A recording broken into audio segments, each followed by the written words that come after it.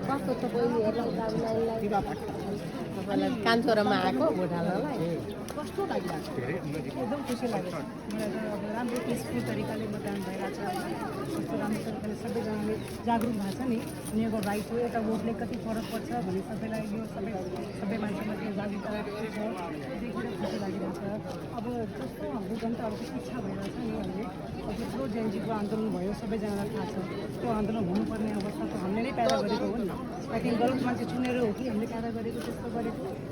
देशलाई त्यस्तो सही मान्छे हामीले नदिएको हो कि त्यो हामीले त्यो सोच्नु पऱ्यो अनि अब त्यो सबै जो गरिरहेछौँ नि अब यो राम्ररी होस् मेरो यो चाहना हो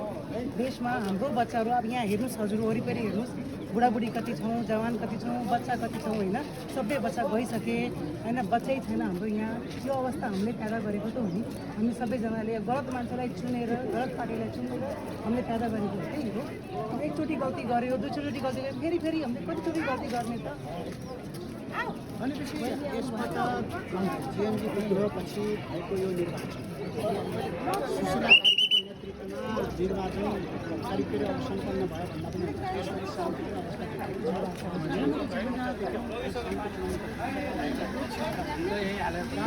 प्रधानमन्त्री सुशीला कार्कीको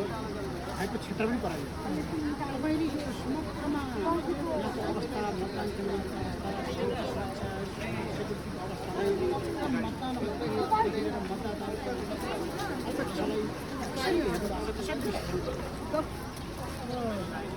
एकदम राम्रो कुन तरिकाले अब यो निर्वाचन गरिएको थियो होइन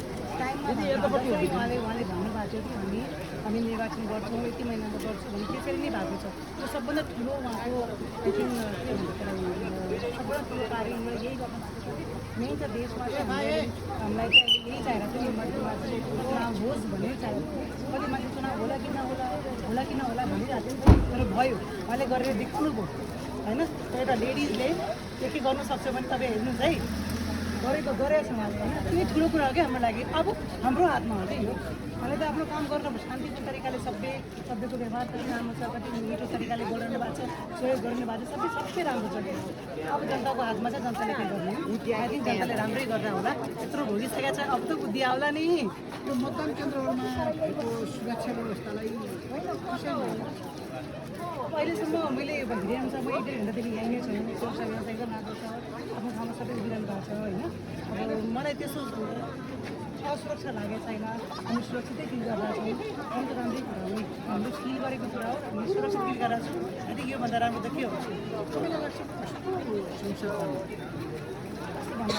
अब थाहा छैन अब मान्छेले कतिको त्यो कुराले बुझ्या छ होइन अब कस्तो भन्दा भन्यो अब मेरो इच्छा चाहिँ के भन्छ त्यसलाई अब वर्ड आएन मलाई परिवर्तन होस् एउटा मात्रै ग्रुपको सत्ता बनोस् भन्ने मेरो इच्छा छ त्यो मिक्सअप भएर नहोस् त्यसलाई के भन्छ वर्ड आएन कि मात्रै दलको बहुमत आएर सरकार बनोस् भन्ने इच्छा छ कि तब काम गर्नु सजिलो मात्रै अर्काले काम गर्न दिँदैन कि त्यस्तो भएन भने काम गर्नु दिँदैन एकले अर्काले अब